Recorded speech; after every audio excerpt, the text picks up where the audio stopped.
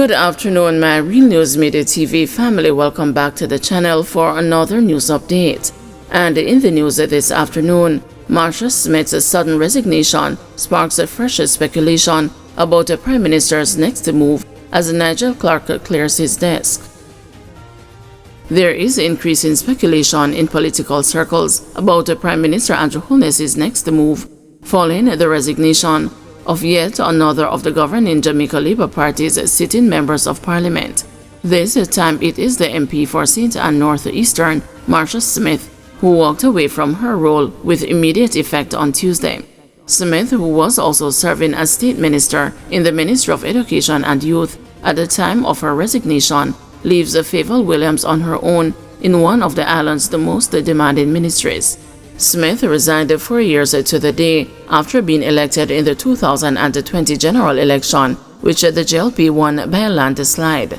This is the clearest indication yet from the Prime Minister that Favour is heading to the Ministry of Finance to replace Nigel Clark when he packs his bags and heads to the IMF at the end of October, said one political source late Tuesday. However, it could just be that the Prime Minister wants to bring someone from outside to finance. But with Matthew Samuda, the clear successor to Smith in that St. Ann constituency, and Dwayne Smith announced as the successor to Nigel in St. Andrew North Western, the only vacancy which a selected finance minister could fill would be Trelawney Southern, where Marissa Dalrymple Philibert resigned almost 1 year ago, added the source. According to the source, Holness is in the middle of a political chess game that only when the end results are seen will Jamaicans understand what he is doing.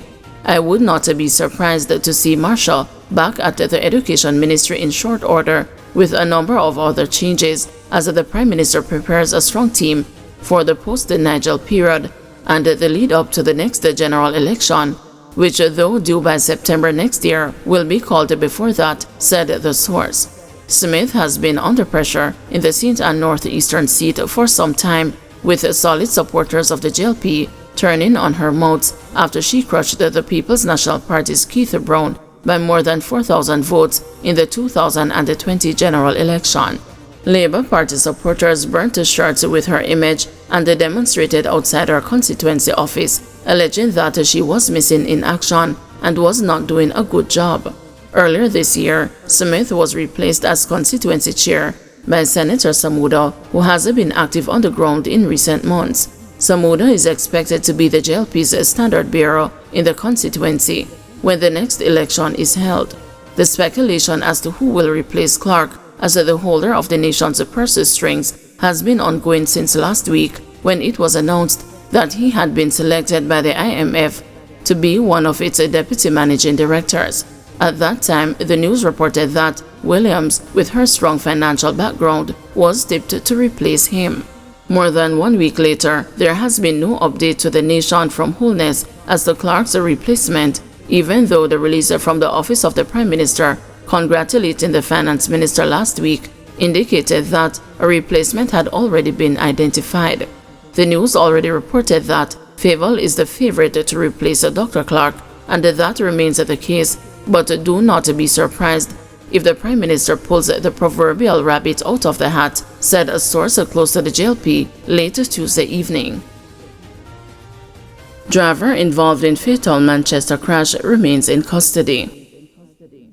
The driver of the Range Rover involved in Monday's deadly crash in Christiana, Manchester, remains in custody. Assistant Commissioner of Police Gary Mackenzie, head of the Public Safety and the Traffic Enforcement Branch, told the news that the driver is still being questioned by detectives.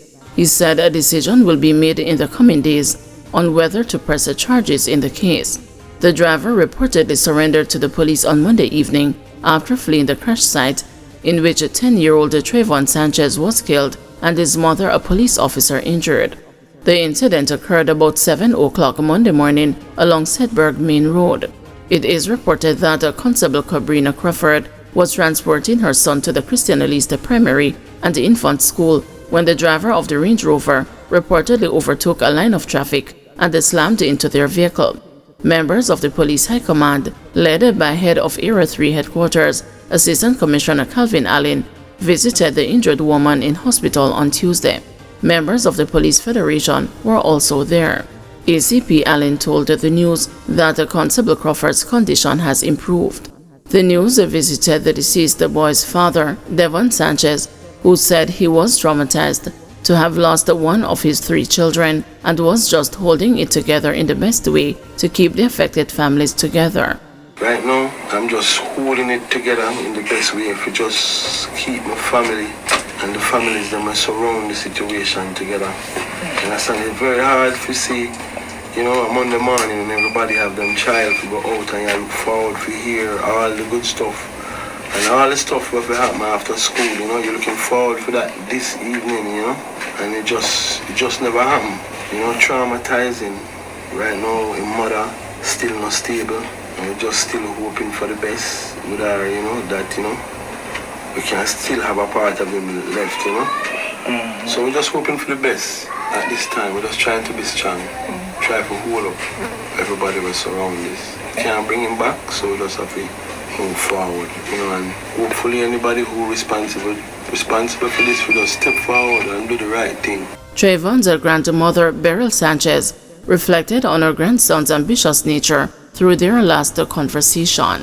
She said she had encouraged him to do well and he promised he would, sharing with her he wanted to become either a pharmacist or a medical doctor. I said I wanted to do well in school and he said, yes, Grandma, I want to do well too because I want to go to Knox College where my aunts and my dad went. That's the school I want to go. I said, yes, you just got to continue working hard. And then he said, yes. And he said, Grandma, you know what I want to be when I grow up? I said, what it is, Trey, what you want to be? A pharmacist or a medical doctor? I said, son, grandson, that is nice because we need a doctor in our family. And he said, yes, Grandma, I'm going to work hard towards that. That was it. Jamaican man killed in Coral Springs, Florida, wife arrested. A Jamaican man was shot and killed by his wife inside a Coral Springs home in Florida, United States on Saturday afternoon. The deceased has been identified as Rohan Malcolm, a former Jamaica Observer employee. His wife, 45-year-old Denise Malcolm, is facing a charge of premeditated murder. In a video announcement, Coral Springs Police Chief Bradley McKeon said Mr. Malcolm was found shot to death inside the home and a weapon was recovered. The authorities were alerted to the tragic event by a child in the home who called the 911 emergency service. Chief Justice touts AI for quicker, more efficient disposal of cases. Chief Justice Brian Sykes wants to leverage artificial intelligence as a game changer in the disposition of cases in Jamaica's highest court through the provision of timely judgments and efficient services. Questioning how the judiciary can provide rules, practices, and procedures that are relevant to the court in the shortest possible time, Justice Sykes stated that judges are unable to accomplish the task. Justice Sykes, speaking at the launch of the Program 3 project in Kingston on Tuesday morning, asserted that judges just do not have sufficient time. He explained that it is a matter of obtaining the data to support the use of artificial intelligence in the Court of Appeal. I think the decisions from the Court of Appeal, if you look at them, you will see that very few of them really break new ground. And I always like to use the example of the gun court cases, in fact, and our gun murders. 99.9% the issue is identification. The law in relation to identification is now well settled. This is hardly anything new that can be said. It has been heavily litigated for about 3 decades. So we now know what the law says. It's a matter now of identifying the evidence and to see whether the evidence matches or comes up to the legal standard. AI can assist with that. So we now have enough cases where it can be trained to work in our environment. That is what we call now customizable artificial intelligence. So it can be taught how to go through a transcript and to pick up the evidence in relation to identification and then match it to the legal standard. So technologically, that is not beyond us. It's something that can be done. It's not a substitute for the human beings to read, but it can aid and even make us more efficient in the handling of appeals in the Court of Appeal. Persons who have started to study these things have indicated that inefficient courts can cost up to 2% of GDP annually. So our GDP is about 17 billion US dollars. The 2% works out to roughly 332 million annually. So that is the impact that inefficiency of a legal system can have on an economy. So we now have the metrics. So what that means is that every activity that we engage in must be taking us in the direction of net backlog under 5%, gross backlog under 10%, regardless of court. Whether it's a Court of Appeal, Supreme Court, Parish Court, it doesn't matter. That's the standard. Guys, thank you for watching. See you this evening at 6 p.m. for another news update.